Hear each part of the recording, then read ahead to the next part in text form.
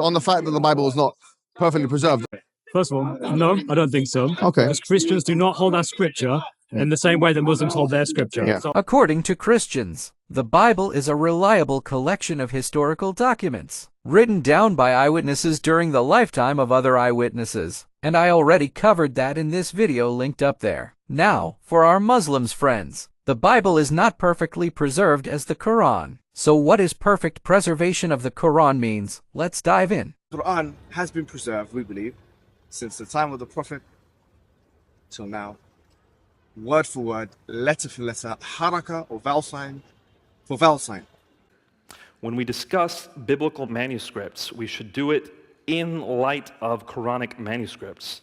Fact of the matter is, virtually no work has been done on text-critical work on the Quranic manuscripts. Didn't Caliph Omar start the process of compiling the Quran only a few years after Muhammad's death? Yeah, the compilation of the Quran is very different from the Bible. You know, the Bible is 66 books, 39 Old Testament, 27 New Testament. The Quran is very different. And really, it only began to be compiled, according to the Islamic sources now. I'm not sure how much we can trust the Islamic sources. But according to the Islamic sources, the Quran was compiled not by Muhammad's successor. Well, there was a version compiled by his successor, but the final version was compiled by the third successor. And what he did, if you want evidence, by the way, for this, go to the book of Hadith, which is the book of traditions on Muhammad, that is the most trustworthy, according to Sunni Muslims. It's called Sahih al-Bukhari. Go to volume 6, book 61, and read Hadith number 509 and 510.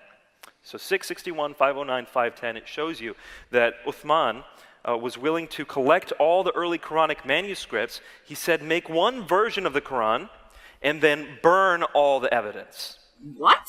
So that was the way the Quran initially became compiled. What we learn in these hadith is that Uthman, who was the third caliph in the lineage, it was Muhammad, and then it was Abu Bakr, and then it was Omar, and then it was Uthman. That was kind of the lineage. Uthman had so many differences in the empire on the way that the Quran was being recited and the things that were being said, that he commanded all the Quranic manuscripts be gathered together. By the way, this is about 17 years after Muhammad. He commands all the Quranic manuscripts to be gathered together. He burns them, and he puts out an official Quran.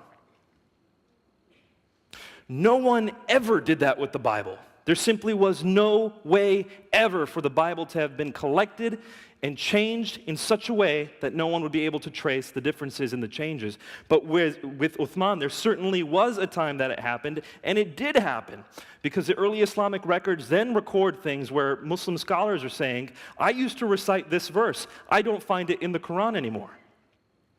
If you have a copy of the Yusuf Ali translation of the Quran, go to chapter 33, verse 6. You'll see that one of the earliest and most respected teachers of the Quran, in the footnotes of this Quran, it says that he had different words present there. If you go to Sahih Muslim, you will see that it says whole chapters of the Quran are missing. So we got to make sure that we come at this conversation with an equal standard.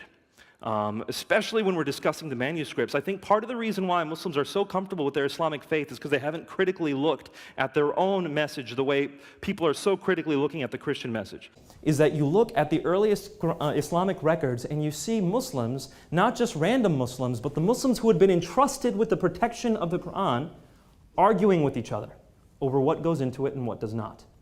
Where do we start seeing this? Well, we start seeing it in Sahih al-Bukhari, volume 6, book 61. The entire book is a collection of how the Quran came together. Muhammad handpicked 4 teachers of the Quran. Again, according to Sahih Bukhari. Read book 61 of Sahih Bukhari if you want to know how the Quran was compiled. As Muhammad said, if you want to learn the Quran, go to these 4 men. The first person he mentions is Abdullah ibn Mas'ud, and then he mentions 2 other men, Salim and Muad, and the 4th one he mentions is Ubay ibn Ka'b. So if you want to go to the Quran, learn from these 4. 2 of them are Abdullah ibn Mas'ud and Ubay ibn Ka'b. Okay, so Muhammad picks them as teachers of the Quran.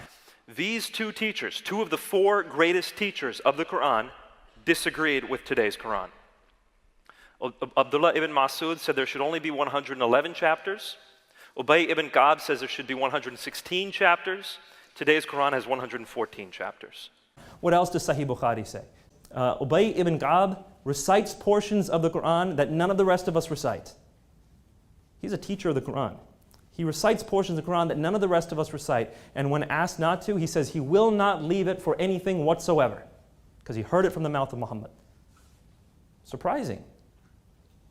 Abdullah ibn Mas'ud, he's the first one Muhammad mentioned. You look at the records of what Abdullah ibn Mas'ud had in his Quran, he had 111 chapters of the Quran. Well, what does today's Quran have? 114. There's 3 chapters in today's Quran that were not included in the number one teacher Muhammad picked. What does Abdullah ibn Mas'ud say about those 3 chapters? He says these are Hadith Qudsi. These are revelations, sure, but they're not Quran. These are just prayers. What about the other guy, Ubay ibn Ka'b? What does he say? He says, Abdullah ibn Mas'ud, you're wrong, and Uthman's Quran is wrong. It's 116 chapters. There's 2 more that should belong in here. These are the most trusted men with the teaching of the Quran, and they disagree with today's version of the Quran. The historical record points to this. The early Islamic records point to this. Is it true then that there were reciters of the Quran by different codexes that had different numbers of surahs in those codexes? When you say reciters, let's be specific. What do you mean? Okay, so Acceptable reciters or unacceptable? And Abdullah ibn Mas'ud. Okay. Those are 2 I'm referring to. Is it true in Islamic traditions that those 2 reciters of the Quran, who if I understand correctly, are said to be some of the greatest reciters of the Quran? Yes, of course. Yeah. Okay. They had different codexes with different numbers of surahs in those Qurans. In the beginning, Ibn Mas'ud did not consider Surah Al-Falaq and Surah Al-Nas as part of the Quran. Okay. Yeah. And then he later retracted this position at the time of Uthman ibn Affan in the second Lajna. This is what Ibn Hajar al-Asqalani mentions in his compendious work Fath al-Bari. So, is it true in the beginning there was truth in the claim that Ibn Mas'ud, for instance, didn't consider chapter 113 and chapter 114 to be the Quran, but he later retracted that position when the ijma' happened or the consensus happened among the Sahaba, the companions. Sure. Okay. So my argument then is not viable to say that the Quran has been perfectly preserved if those who knew Muhammad, who were the companions of Muhammad, who heard him recite the revelation, differed on that revelation and could not agree on what it was. What is your definition of preservation? I'm talking about the Islamic definition. What is the Islamic definition? Perfect. In other words, there is no difference in words. No, that's not what the Islamic definition is. That's not what perfect preservation is. No, that's not what it means. My understanding from the Islamic point of view is that perfect preservation means there is no change in any of the Arabic word for word, letter for letter. Good. Right. Where's the source for that? Muslim scholars. Who? Okay, One name. Zakir Naik is not a Muslim scholar. He's not a Muslim scholar. No, he's not a scholar on this. He's not authority. Okay. He's not authority. Shabi Ali. Not authority. Sorry, let me just explain to you who our authorities are. Because are you in a position to dictate though? Pardon? Yes, I am. You were in a position I to can. take Yes. authority of Islam. Yes, I am. And frankly, the Quran has been preserved, we believe, since the time of the Prophet till now, word for word, letter for letter, haraka or vowel sign for vowel sign. There's a lot more, by the way. In Sahih al-Muslim, where it says that the reciters of Basra used to recite large sections of the Quran, but they forgot sections, out of which they remembered only this part. And they would recite portions out of large sections they had forgotten. Those are not found in the Quran today. Now, some people argue those have been abrogated. It doesn't work. For those of you who know the law of abrogation, this does not fit one of the 3 types of abrogation. It doesn't work. It's simply lost. So you have the early Muslims arguing over these things. You have records saying portions are lost. So this isn't just minor differences. These are whole chapters that include the canonical differences. You cannot, once again, objectively conclude that the Quran has been perfectly preserved. Again, you can defend it. As a defensive position, sure, defend it all you want. And I'm not up here arguing that the theology has been changed. I'm not arguing that. I think the early Muslims did an excellent job of preserving their theology. I'm just talking about the verbatim preservation of the Quran. There's no good reason to believe that once you look at the earliest sources, unless you're coming at it from a defensive angle. And yet the Muslim claim is this is the original revelation given to Muhammad. It's never been changed. Do most Muslims know what you just said? Some do. And some will say that Uthman accurately gathered that which Allah wanted him to gather. Everything that was burned was variant. But that requires faith. That's not an evidence-based position. When it came to Jesus, I was extremely skeptical of the Gospel of John, for example, because John's Gospel, according to critical scholars now, not according to Christians, but according to critical scholars, John's Gospel is written between 60 and maybe at the latest 70 years after Jesus' death. And so I was critical of John's Gospel.